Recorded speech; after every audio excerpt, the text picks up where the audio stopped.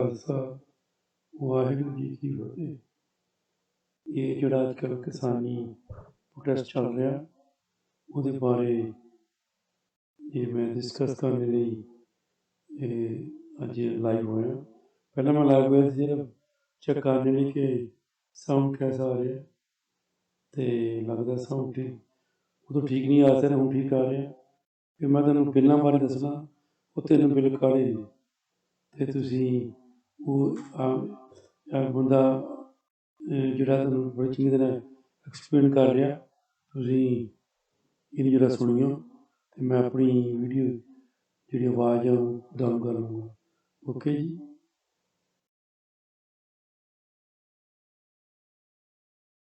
सत श्री अकाल दोस्तों, अज जो मैं वीडियो बनाने जा रहा हाँ ये है फार्म बिल्स 2020 ਨੂੰ लैके ये ਜਿਹੜੇ ਤਿੰਨੇ बिल लिखे पे ने मैं इन्हां दी डिस्कशन करांगा।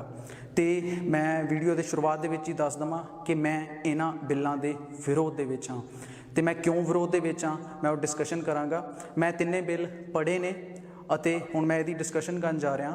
तो मैं ये भी दसना चाहांगा कि ये वीडियो किसी तरह भी पोलीटिकली मोटिवेटेड नहीं है ਅਤੇ ਇਹ फार्मर्स के जोड़े जैनुअन कंसर्न ने जोड़े असली मुद्दे ने उन्होंने लैके है।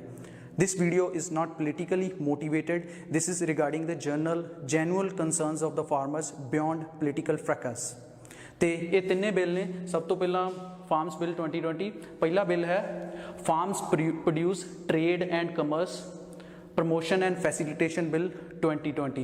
हुण नाम ही इन्ना ज़्यादा औखा, मैं इहदा एक सिंपल जिहा नाम जो सोचा है वो है मंडी बिल। ठीक है जी, हुण आपां इहनूं अगे तो मंडी बिल ही कहांगे। इस तो बाद है farmers empowerment of protection agreement of price assurance and farm services bill. Again फिर तो बड़ा लंबा जिहा बिल है जी, समझण दे विच ही प्रॉब्लम आउंदी है, तो मैं इहनूं अपना जो क्या है कंट्रैक्ट खेती जो मैं अपने वालों नाम दिता है। तो तीजा है एसेंशियल कमोडिटीज़ अमेंडमेंट बिल 2020, जिन्हों मैं एक सिंपल नाम दिता है जमाखोरी बिल का। तो इस वीडियो के आपां तिन्ने डिस्कस करांगे, जो भी इंपॉर्टेंट पॉइंट होणगे वो दसांगे। तो मैं तिन्ने बिल मेरे को मेरा फोन है तो वो PDF के तिन्ने बिल ने ते मैं तिन्ने बिल पढ़े हुए ने।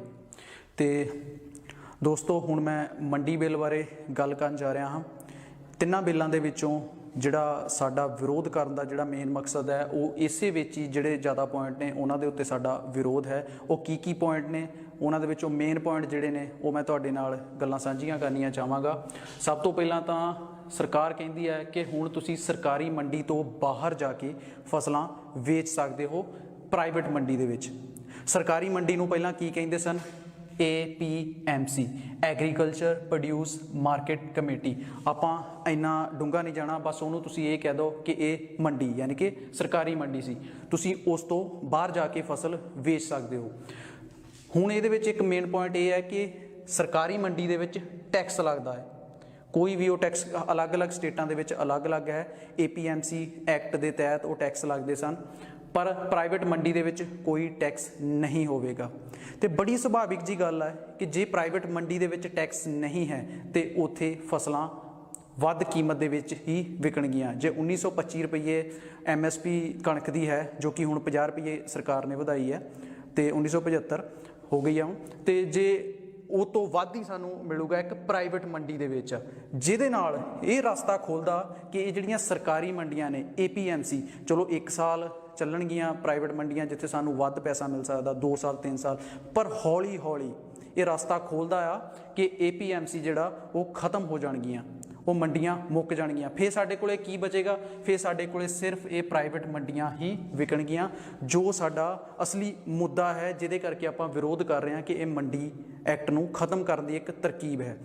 प्रधानमंत्री साहब ने कहा कि MSP खत्म नहीं होगी, कोई मंडी खत्म नहीं की जाएगी, पर जे वो सच्ची ये नहीं करना चाहते तो 15 पेजां का ये बिल है, फार्म जिहड़ा पहले नंबर वाला बिल है 15 पेजां का, तो ये लिख के क्यों नहीं दिता कि सरकार MSP का जो गारंटी दिंदी सी उस तो भज रही है?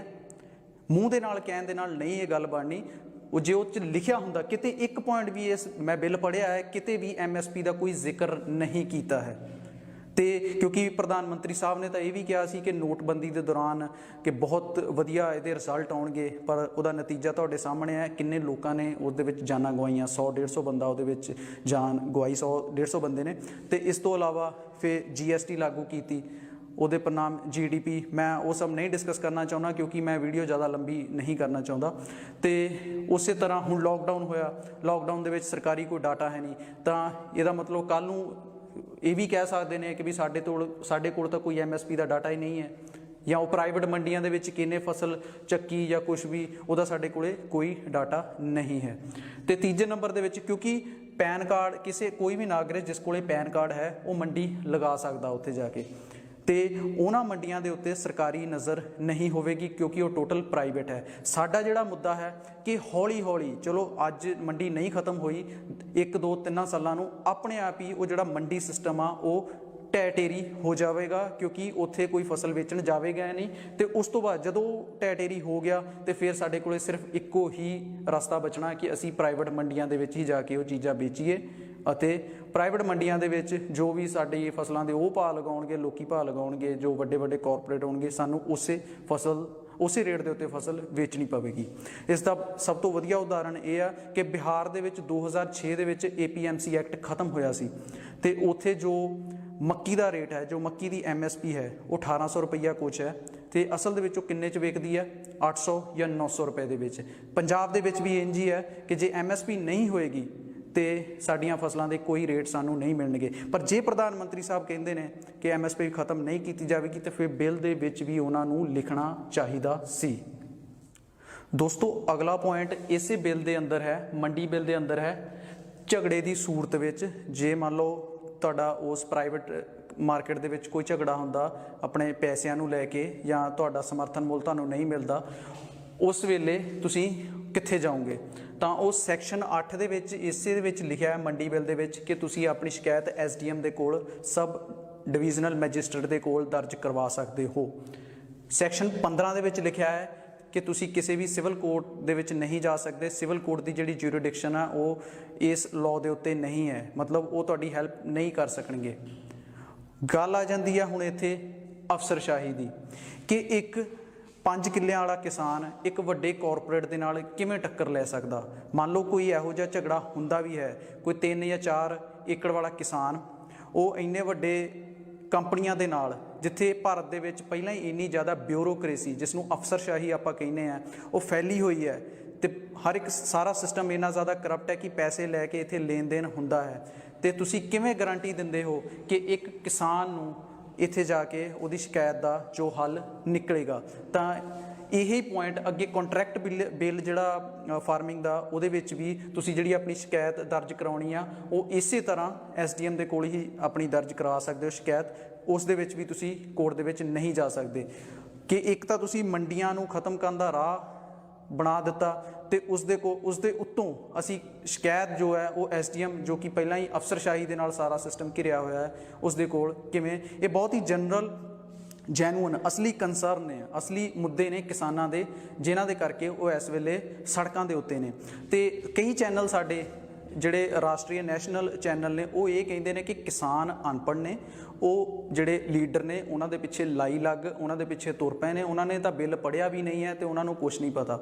ਤੇ ਦੋਸਤੋ ਮੈਂ ਇੱਕ ਗੱਲ ਕਹਿਣੀ ਚਾਹਾਂਗਾ ਕਿ ਜਿਹੜਾ ਕਿਸਾਨ ਇੱਕ ਫਰਦ ਜੇ ਤੁਸੀਂ ਕਿਸੇ MBA ਨੇ ਸਟੂਡੈਂਟ ਨੇ MBA ਕੀਤੀ ਆ, ਉਹਨੂੰ ਫਰਦ ਦੇ ਦੋਗੇ, ਉਹਨੂੰ ਸਮਝ ਨਹੀਂ ਆਉਂਦੀ, ਤਾਂ ਇੱਕ ਅਨਪੜ੍ਹ ਕਿਸਾਨ ਉਹ ਸਾਰੀ ਫਰਦ ਪੜ੍ਹ ਲੈਂਦਾ। ਤੇ ਕਿਸਾਨ ਇੰਨਾ ਵੀ ਜ਼ਿਆਦਾ ਅਨਪੜ੍ਹ ਜਾਂ ਬੇਵਕੂਫ ਨਹੀਂ ਹੈ ਕਿ ਉਹਨੂੰ ਪਤਾ ਨਹੀਂ ਕਿ ਕੀ ਉਹਦੇ ਹੱਕ ਦੇ ਵਿੱਚ ਹੈ ਤੇ ਕੀ ਉਹਦੇ, ਬੇਸ਼ੱਕ ਉਹਨਾਂ ਨੂੰ ਇਹਨਾਂ ਦੇ ਨਾਮ ਨਾ ਪਤਾ ਹੋਣਗੇ, ਪਰ ਉਹਨਾਂ ਨੂੰ ਇਹ ਪਤਾ ਕਿ ਇਹ ਮੰਡੀਆਂ ਨੂੰ ਖਤਮ ਕਰਨ ਦਾ ਇੱਕ ਰਾਹ ਕੱਢਿਆ ਗਿਆ ਹੈ।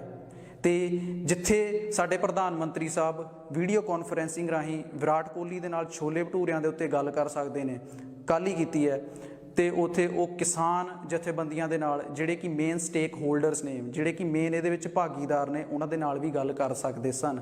ਸਾਡਾ ਮੁੱਦਾ ਮੇਨ ਇਹ ਹੈ। ਦੋਸਤੋ ਜੋ ਅਗਲਾ ਬਿੱਲ ਹੈ, ਜਿਸ ਨੂੰ ਕਿ ਮੈਂ ਨਾਮ ਦਿੱਤਾ ਹੈ ਕੰਟਰੈਕਟ ਖੇਤੀ ਬਿੱਲ, ਤੇ ਉਹਦੇ ਬਾਰੇ ਹੁਣ ਜਿਹੜੇ ਮੇਨ ਪੁਆਇੰਟ ਨੇ ਉਸਦੇ ਮਸਲੇ, ਉਹਦੇ ਉੱਤੇ ਆਪਾਂ ਡਿਸਕਸ਼ਨ ਕਰਨ ਜਾ ਰਹੇ ਹਾਂ।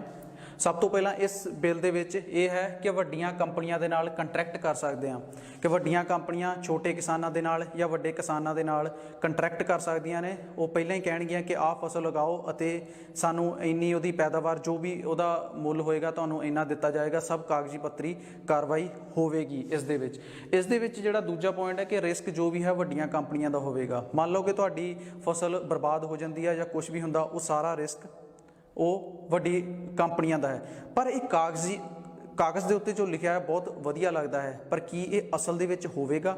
ਜੋ ਮੇਰੀ ਆਪਣੀ ਨਿੱਜੀ ਸੋਚ ਹੈ ਉਹ ਇਹ ਹੈ ਕਿ ਮੰਨ ਲਓ ਰਿਸਕ ਫੈਕਟਰ ਕੁਛ ਮੀਂਹ ਪੈ ਜਾਂਦਾ ਜਾਂ ਕੁਛ ਵੀ ਫਸਲ ਖਰਾਬ ਹੋ ਜਾਂਦੀ ਹੈ, ਕੀ ਵੱਡੀਆਂ ਕੰਪਨੀਆਂ ਉਸ ਜੋ ਕੇਸ ਹੋਏਗਾ ਉਹਦੇ ਵਿੱਚ ਉਹ ਫਸਲ ਜੇ ਨਾ ਚੁੱਕਣ ਫਿਰ ਇਹਦਾ ਮਤਲਬ, ਪਰ ਜੇ ਵੱਡੀਆਂ ਕੰਪਨੀਆਂ, ਤੀਜਾ ਪੁਆਇੰਟ ਕਿ ਜੇ ਵੱਡੀਆਂ ਕੰਪਨੀਆਂ ਫਸਲ ਨਾ ਚੁੱਕਣ ਉਸ ਸੂਰਤ ਵਿੱਚ ਫਿਰ ਤੋਂ ਅਫਸਰਸ਼ਾਹੀ, ਜਿਹੜਾ ਆਪਾਂ ਪਹਿਲਾਂ ਇਸ ਤੋਂ ਪਹਿਲਾਂ ਪੁਆਇੰਟ ਡਿਸਕਸ ਕੀਤਾ ਹੈ ਕਿ ਉਹਨਾਂ ਹਾਲਾਤਾਂ ਦੇ ਵਿੱਚ ਆਪਾਂ SDM ਦੇ ਕੋਲੇ ਜਾਵਾਂਗੇ ਤੇ ਫਿਰ ਉਹੀ ਜੋ ਚੱਕਰ, ਕਿਉਂਕਿ ਕੋਰਟ ਦੇ ਕੋਲ ਜਾ ਨਹੀਂ ਸਕਦੇ ਤੇ ਸਾਨੂੰ ਅਫਸਰਸ਼ਾਹੀ ਵਾਲੇ ਚੱਕਰ ਦੇ ਵਿੱਚ ਸਾਨੂੰ ਜਾਣਾ ਪਵੇਗਾ। ਅਤੇ ਬੜੀ ਸਾਫ਼ ਜੀ ਗੱਲ ਹੈ ਕਿ 1, 2 ਜਾਂ 3, 5 ਏਕੜ ਵਾਲਾ ਕਿਸਾਨ ਵੱਡੀਆਂ ਕੰਪਨੀਆਂ ਦੇ ਨਾਲ ਉਹ ਮੱਥਾ ਨਹੀਂ ਲੜ ਸਕੇਗਾ। ਉਹ ਇੰਨੇ ਪੈਸੇ ਅਫਸਰਸ਼ਾਹੀ ਜਾਂ ਉਸ ਸਿਸਟਮ ਨੂੰ, ਜੋ ਕਿ ਸਾਡਾ ਸਿਸਟਮ ਕਰਪਸ਼ਨ ਦੀ ਬਲੀ ਚੜ੍ਹ ਚੁੱਕਾ ਹੈ, ਉਸ ਨੂੰ ਉਹ ਆਪਣੇ ਫਸਲਾਂ ਦੀ ਭੇਂਟ ਜਾਂ ਜੋ ਵੀ ਪੈਸੇ ਨੇ ਉਹ ਨਹੀਂ ਲਗਾ ਸਕੇਗਾ। ਇਹ ਬਹੁਤ ਵੱਡਾ ਜਿਹੜਾ ਮੇਨ ਕੰਸਰਨ ਹੈ ਇਸ ਬਿੱਲ ਦਾ, ਉਹ ਇਹ ਹੈ। ਦੋਸਤੋ, ਜੋ ਤੀਜਾ ਬਿੱਲ ਹੈ ਉਹ ਹੈ ਅਸੈਂਸ਼ੀਅਲ ਕਮੋਡਿਟੀਜ਼ ਅਮੈਂਡਮੈਂਟ ਬਿੱਲ, ਜਿਹੜਾ ਕਿ ਅਸੈਂਸ਼ੀਅਲ ਕਮੋਡਿਟੀਜ਼ ਐਕਟ 1955 ਦੇ ਵਿੱਚ ਸੋਧ ਕੀਤੀ ਗਈ ਹੈ। ਇਸ ਨੂੰ ਮੈਂ ਨਾਮ ਦਿੱਤਾ ਹੈ ਜਮਾਖੋਰੀ ਬਿੱਲ ਦਾ। ਇਹਦੇ ਵਿੱਚ ਕੀ ਹੈ ਕਿ ਹੁਣ ਤੁਸੀਂ ਆਲੂ, ਪਿਆਜ਼, ਦਾਲਾਂ, ਅਨਾਜ ਤੇ ਆਦਿ ਇਹਨਾਂ ਦੀ ਜਮਾਖੋਰੀ ਕਰ ਸਕਦੇ ਹੋ। ਪਹਿਲਾਂ ਇਹਦੇ ਉੱਤੇ ਲਿਮਿਟ ਸੀ ਕਿ ਤੁਸੀਂ ਇੰਨਾ ਕੁ ਹੀ ਅਨਾਜ ਰੱਖ ਸਕਦੇ ਹੋ, ਪਰ ਹੁਣ ਇਹਦੇ ਉੱਤੇ ਲਿਮਿਟ ਨਹੀਂ ਹੈ। ਤੇ ਇਸ ਬਿੱਲ ਨੂੰ ਦੂਜਾ ਪੁਆਇੰਟ ਇਹ ਹੈ ਕਿ ਗ੍ਰਾਹਕ ਦੇ ਨਜ਼ਰੀਏ ਦੇ ਨਾਲ ਵੇਖਣ ਦੀ ਜ਼ਰੂਰਤ ਹੈ। ਜੇ ਜਮਾਖੋਰੀ ਹੁੰਦੀ ਹੈ, ਕਾਲਾ ਬਾਜ਼ਾਰੀ ਹੁੰਦੀ ਹੈ, ਉਹਦੇ ਵਿੱਚ ਹਮੇਸ਼ਾ ਹੀ ਜਿਹੜੇ ਐਸੈਂਸ਼ੀਅਲ ਕਮੋਡਿਟੀਜ਼ ਹੁੰਦੀਆਂ ਨੇ, ਜਿਹੜੀਆਂ ਜ਼ਰੂਰੀ ਵਸਤਾਂ ਹੁੰਦੀਆਂ ਨੇ, ਉਹਨਾਂ ਦੇ ਜਿਹੜੇ ਭਾਅ ਨੇ ਉਹ ਵੱਧਦੇ ਨੇ। ਦੋਸਤੋ, ਵੀਡੀਓ ਦੇ ਅੰਤ ਦੇ ਵਿੱਚ ਮੈਂ ਜਿਹੜੇ ਵੀਡੀਓ ਦੇ ਵਿੱਚ ਮੇਨ ਪੁਆਇੰਟ ਨੇ ਉਹਨਾਂ ਦੇ ਬਾਰੇ ਇੱਕ ਵਾਰ ਫਿਰ ਤੋਂ ਵਿਚਾਰ ਕਰਨੇ ਚਾਹਾਂਗਾ ਕਿ ਇਹਦੇ ਵਿੱਚ ਹੈ ਸਰਕਾਰ ਬਨਾਮ ਕਿਸਾਨ। ਸਰਕਾਰ ਕੀ ਕਹਿੰਦੀ ਹੈ ਅਤੇ ਕਿਸਾਨ ਕੀ ਕਹਿੰਦੇ ਨੇ? ਸਰਕਾਰ ਕਹਿੰਦੀ ਹੈ ਕਿ ਪ੍ਰਾਈਵੇਟ ਮੰਡੀ ਆਵੇਗੀ ਅਤੇ ਦੇਸ਼ 'ਚ ਕਿਸਾਨ ਕਿਤੇ ਵੀ ਫਸਲ ਵੇਚ ਸਕਦਾ ਹੈ, ਤੇ ਕਿਸਾਨ ਦਾ ਕਹਿਣਾ ਹੈ ਕਿ ਇਹ ਸਾਲਾਂ ਦੀ ਮਿਹਨਤ ਤੋਂ ਬਾਅਦ ਬਣੇ ਮੰਡੀ ਸਿਸਟਮ ਨੂੰ ਖਤਮ ਕਰਕੇ ਵੱਡੀਆਂ ਕੰਪਨੀਆਂ ਦੇ ਲਈ ਰਾਹ ਬਣਾਇਆ ਗਿਆ ਹੈ। ਬੜੀ ਸਾਫ਼ ਜੀ ਗੱਲ ਹੈ ਕਿ ਪ੍ਰਾਈਵੇਟ ਮੰਡੀਆਂ ਦੇ ਵਿੱਚ ਟੈਕਸ ਨਹੀਂ ਲੱਗਣਗੇ, ਸਰਕਾਰੀਆਂ ਦੇ ਵਿੱਚ ਹੈਗੇ ਨੇ। ਉਹ ਇੱਕ ਲੈਵਲ ਪਲੇਇੰਗ ਫੀਲਡ ਨਹੀਂ ਹੈ, ਮਤਲਬ ਦੋਨਾਂ ਲਈ ਬਰਾਬਰਤਾ ਨਹੀਂ ਹੈ, ਸਰਕਾਰੀ ਮੰਡੀਆਂ ਲਈ ਅਤੇ ਪ੍ਰਾਈਵੇਟ ਲਈ। ਠੀਕ ਹੈ ਜੀ। ਇਸ ਤੋਂ ਬਾਅਦ ਸਰਕਾਰ ਕਹਿੰਦੀ ਹੈ ਕਿ MSP ਅਤੇ ਮੰਡੀ ਖਤਮ ਨਹੀਂ ਹੋਵੇਗੀ। ਕਿਸਾਨਾਂ ਦਾ ਕੀ ਸੋਚਣਾ ਹੈ, ਸਾਡਾ ਕੀ ਸੋਚਣਾ ਹੈ, ਮੇਰਾ ਕੀ ਸੋਚਣਾ ਹੈ, ਉਹ ਇਹ ਹੈ ਕਿ ਬਿੱਲ ਵਿੱਚ ਕਿਤੇ ਵੀ ਇਸ ਦਾ ਜ਼ਿਕਰ ਨਹੀਂ ਹੈ। ਹੌਲੀ ਹੌਲੀ ਮੰਡੀ ਸਿਸਟਮ ਆਪਣੇ ਆਪ ਹੀ ਖਤਮ ਹੋਵੇਗਾ, ਕਿਉਂਕਿ ਕਿਸਾਨ, ਜੇ ਅਸੀਂ 3-4 ਸਾਲ ਉਧਰ ਨੂੰ ਨਹੀਂ ਜਾਵਾਂਗੇ, ਸਰਕਾਰੀ ਮੰਡੀਆਂ ਦੇ ਵਿੱਚ ਅਸੀਂ ਫਸਲ ਨਹੀਂ ਵੇਚਾਂਗੇ, ਪ੍ਰਾਈਵੇਟ 'ਚ ਵੇਚਾਂਗੇ, ਤਾਂ ਆਪਣੇ ਆਪ ਹੀ APMC ਮੰਡੀਆਂ ਉਹ ਖਤਮ ਹੋ ਜਾਣਗੀਆਂ। ਸਰਕਾਰ ਕਹਿੰਦੀ ਹੈ ਕਿ ਕਿਸਾਨ ਨੂੰ ਗੁੰਮਰਾਹ ਕੀਤਾ ਜਾ ਰਿਹਾ ਹੈ। ਜਿਹੜੀਆਂ ਵਿਰੋਧੀ ਪਾਰਟੀਆਂ ਨੇ ਉਹ ਸਰਕਾਰ ਦੇ ਵਿਰੁੱਧ ਕਿਸਾਨਾਂ ਨੂੰ ਭੜਕਾ ਰਹੀਆਂ ਨੇ, ਅਤੇ ਕਿਸਾਨਾਂ ਦਾ ਕਹਿਣਾ ਹੈ ਕਿ ਅੰਨਦਾਤਾ ਦੀ ਸੁਣੀ ਨਹੀਂ ਜਾ ਰਹੀ। ਉਹ ਕਿਉਂ ਨਹੀਂ ਸੁਣੀ ਜਾ ਰਹੀ? ਕਿਉਂਕਿ ਐਡਾ ਵੱਡਾ ਤੁਸੀਂ ਬਿੱਲ ਪਾਸ ਕੀਤੇ ਨੇ, 3 ਐਡੇ ਵੱਡੇ ਬਿੱਲ ਪਾਸ ਕੀਤੇ ਨੇ, ਤੇ ਇਹਨਾਂ ਦੇ ਵਿੱਚ ਕਿਤੇ ਵੀ ਤੁਸੀਂ ਕਿਸੇ ਕਿਸਾਨ ਜਥੇਬੰਦੀ ਨੂੰ ਨਹੀਂ ਸੱਦਿਆ, ਉਹਨਾਂ ਦੀ ਕੋਈ ਵਿਚਾਰ ਵਿਮਰਸ਼ ਨਹੀਂ ਕੀਤਾ ਉਹਨਾਂ ਦੇ ਨਾਲ। ਤੇ ਹੁਣ ਵੀ ਅਤੇ ਅੰਤ ਦੇ ਵਿੱਚ ਮੈਂ ਇੰਨਾ ਹੀ ਕਹਿਣਾ ਚਾਹਾਂਗਾ ਕਿ ਸਰਕਾਰ ਨੂੰ ਰਾਊਂਡ ਟੇਬਲ ਕਾਨਫਰੰਸ ਕਰਨੀ ਚਾਹੀਦੀ ਹੈ, ਬੈਠਣਾ ਚਾਹੀਦਾ ਹੈ, ਅਤੇ ਕਿਸਾਨਾਂ ਦੀ ਜੋ ਆਵਾਜ਼ ਹੈ ਉਸ ਨੂੰ ਸੁਣਨਾ ਚਾਹੀਦਾ ਹੈ, ਕਿਉਂਕਿ ਅੰਨਦਾਤਾ ਤੋਂ ਬਿਨਾਂ ਸਾਡਾ ਮੁਲਕ, ਸਾਡੀ ਦੁਨੀਆ ਇਹ ਨਹੀਂ ਚੱਲ ਸਕਦੀ। ਜੈ ਜਵਾਨ, ਜੈ ਕਿਸਾਨ।